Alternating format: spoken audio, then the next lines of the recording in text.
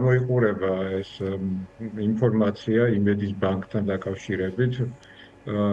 იმედი თავისთავად ბანკს რო ვერ შექმნის, ეს ცალსახა შეუძლებელია იმედს კონდეს იმხელა კაპიტალი, რომ ბანკი დააფუძნოს და შეხვდეს იმ მოთხოვნებს და აკმაყოფილოს ის მინიმალური რეგულაციები, რაც თქვენ ჩამოაყალიბეთ უკვე უბრალოდ აღარ გავიმეორებ.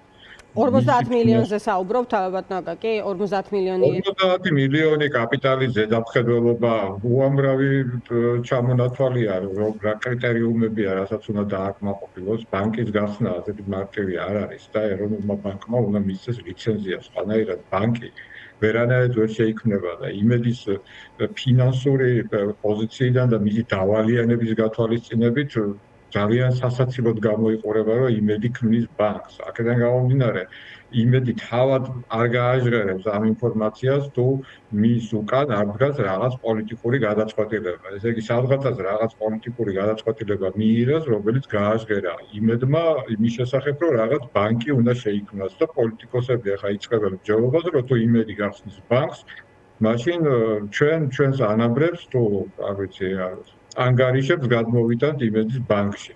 ახლა ეს თუ პოლიტიკური გადაწყვეტილება, ესე იგი პოლიტიკური ფული უნდა ჩაიდოს ბანკის გასახსნელად. ძალიან სასაცილო დღეს. ეს ყველაფერი პოლიტიკური ფული, რომელიც სავარაუდოდ იქმნება ახალი ბანკი, რასაც დაერქმევა იმედის ბანკი. ჯერ ერთი ვის რა სჭირდება ასეთი ბანკი საქართველოში? ამ კონკრეტული ადამიანების გარდა ვინ განათავსებს დეპოზიტებს ამ ბანკში? მე, თქვენ, სხვები, ესეთი ბანკი შეიძლება ითვლებოდეს დაცული ბანკი, ჯერ ერთი იმისთვის არსებობს პირველ რიგში, რომ იქ თავი იგრძნო დაცულად, ხო, დეპოზიტი მხოლოდ იმ შემთხვევაში უნდა შეიტანო იმ ბანკში, თუ კი თავს გრძნობ დაცულად. აი, იმედის ბანკში საქართველოს რომელიმე მოქალაქემ უნდა შეიტანოს იქ დეპოზიტი და ამ ბანკმა მე როგორ უნდა განახორციელოს ოპერირება. ეს თუ აი პირველი ანგარიშის შემქმნელი ერთ-ერთი როგორც ჩანს იქნება შალვა პაპუაშვილი, ხო? ალბათ მოისმინეთ მისი განცხადება, რომელმაც თქვა, რომ ის გახსნის ანგარიშს აღნიშნულ ბანკში. ბატონო, ერთი კითხვა მინდა დაგისვათ, აი სანქციების გვერდისავლის ხელშეწყობაზეც იყო გაკეთებული განცხადება, ეროვნული ბანკის ყოფილი პრეზიდენტი რომან გოცირიძე წერს ამის შესახებ და განმარტავს აქ რა რისკებთან თქვა შეიძლება ჰქონდეს საქმე. როგორ ფიქრობთ, ამგვარად შეიძლება თუ არა შეფასდეს ეს საკითხი და თქვენი როგორც სპეციალისტის განმარტება რა არის ამაზე? ნუ ცხადია რომ იმედისთვის ეძებენ რაღაცა დაფინანსების არ ვიცი წყაროს. რამდენად გამოდგება ეს გზა, უბრალოდ სასაცილოდ მეჩვენება და მგონია ხელისუფლებაში არ ვიცი ადამიანები, რომლებიც იქ რაღაცას გეგმავენ გამოსავალს ეძებენ. გონია რომ კი გასაგებია ვინც არიან, მაგრამ გონია რომ ცოტა ჭკუა აქვს თავში და მგონია არც მაგასთან რაღაც ძალიან სიგიჟესთან გვაქვს ახლა საქმე. ამ ცოტა ის გზა რა გზითაც ისინი ცდილობენ ამ პრობლემის მოგვარებას, რომელიც წარმოექმნა იმედს. უბრალოდ წარმოუდგენელია. შეიძლება დაარქვან, რა ვიცი, საქველმოქმედო ფონდი, რომელმაც უნდა გადაარჩინოს იმედი.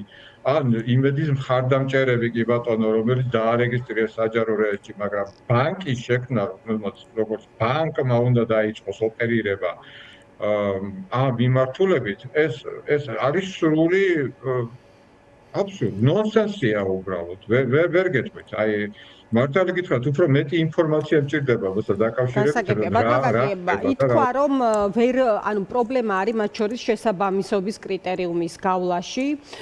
ვნახოთ როგორ შეიძლება განვითარდეს მოვლენები, რადგან ეს არისო კანონის მოთხოვნა, ხო, მათ შორის ერთ-ერთი თქვენც ახსენეთ 50 მილიონის საკითხი და ასე შემდეგ საქმიანობის პროფილი ასევე. თუმცა ჩვენ ახლა პოლიტიკური გადაწყვეტილების და ჭრილში ვსაუბრობთ, ხო, პირველ რიგში და როდესაც კანონის მოთხოვნის დაკმაყოფილებაზეა საუბარი, წინა პერიოდებში გვინახავს მორგება სხვადასხვა საკითხზე, იმ ხედვის გათვალისწინებით, რომელიც აქვს ამა თუ იმ საკითხზე კონკრეტულად ქართული ოცნების ხელისუფლებას. ამიტომ ეს საკითხი თქვათ, რამდენად შეიძლება იყოს ბარიერი ამ კუთხით, აი როგორ ფიქრობთ? გარდა იმისა, რომ ასევე ითქვა, რომ ეს არის ძალიან სერიოზული რეპუტაციული ზიანი და ზეწოლა ასევე მორიგი ეროვნულ ბანკზე. გვახსოვს თავის დროზე როგორ განვითარდა მოვლენები იგივე ფარცხალაძესთან დაკავშირებით. ახლა რა შეგვიძლია ვთქვათ, რა ტიპის კომენტარია? ზეწოლა რო ხდება ყველა ტიპის ინსტიტუციაზე, მაგას აღარ ჭირდება მეტი ახსნა. ამას ზეწოლაც არ ქვია, უკვე ინსტიტუტები ფაქტობრივად არ არსებობს. ეროვნული ბანკი არის დანამატი არაფორმალური მმართველი საქართველოში, ისევე როგორც ყველა სხვა ინსტიტუტი. ამიტომ ის რასაც გადაწყვეტს და მის გარშემო, არ ვიცი ეს ვინც აყავს ეხლა ამ წუთას კონსულტანტები თუ არ ვიცი რა დავარქვა, ისინი ერთობლივად რასაც გადაწყვეტენ, ისე ხდება საქართველოში. მნიშვნელობა არ აქვს რომელი ინსტიტუციიდან ფორმალურად რომელი ინსტიტუციიდან ხდება ეს ყველაფერი. ინსტიტუტები ფაქტია არ არსებობს, მაგრამ ისევ იმედის ბანკს მინდა დაუბრუნდე და ერთი კითხვა დავსვა. საერთაშორისო გადარიცხვები როგორ უნდა გადახორციელოს ამ ბანკმა, რომელიც შექმნილია იმისათვის, რომ იმედ მოემსახუროს. აი უბრალოდ რანაირად უნდა მოახერხოს ამ ბანკმა ქვეყანაში ოპერირება, ჩემთვის წარმოუდგენელია. ვახსენე, ვთქვათ, პოლიტიკური ნიშნით გადაწყვეტილებები და შესაბამისად კანონის მოთხოვნების მორგება ამ საკითხზე, ანუ ეს შეიძლება იყოს განხილული გზად, თქვენ რა წარმოუდგენლად გეჩვენებათ, შესაძლოა დასაშვები აღმოჩნდეს თუ პოლიტიკური მიზანი და გადაწყვეტილება არსებობს, ხო? ამიტომ გავიხსენე სწორედ ფარცხალაძის საკითხი თავის დროზე. მაგრამ აკაკი, აი თურნავას განცხადება რა ტიპის სიგნალია ამ შემთხვევაში, ხო? აი დღეს ითქვა, რომ იმედის ბანკი შეიქმნება, გუშინ ვნახეთ რაც ითქვა ნათია თურნავას მხრიდან. როგორ ფიქრობთ, ანუ ყველანაირი საფუძვლის მომზადება შეიძლება ხდებოდეს იმისთვის, რომ საბოლოოდ რა შედეგზე გავიდეს, თქვათ ეს გადაწყვეტილებები, რომ არ შესრულდეს სანქციების მიზანი? ეს ასე შეიძლება შევხედოთ ამ საკითხს.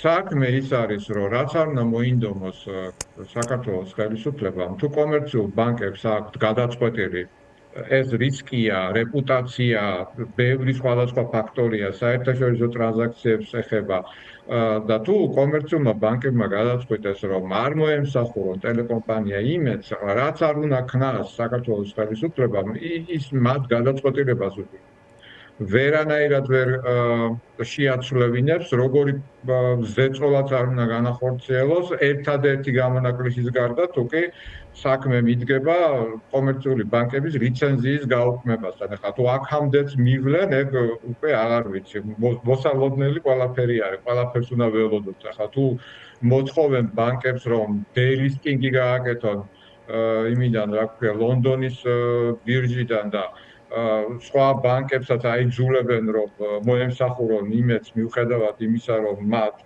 ისინი დგანან ძალიან დიდი რისკების წინაშე. ცხადია, ამ მიმართულებით ზეწოლა არის, მაგრამ კომერციულ ბანკებს თავიანთი დღის წესრიგი აქვთ. მათ როგორც არ უნდა დაავალო რაღაცის კეთება ამ კონკრეტული მიმართულებით, რისკებიდან გამომდინარე, ისინი ამას ვერ გააკეთებენ, მაინც არ გააკეთებენ. ფარცხალაძის შემთხვევაც ასეთი შემთხვევა იყო. თუმცა ფარცხალაძის შემთხვევაში ამერიკული სანქციები მუშაობდა და პირდაპირ ვალდებულება ჰქონდათ კომერციულ ბანკებს, რომ დაეხურათ ანგარიშები.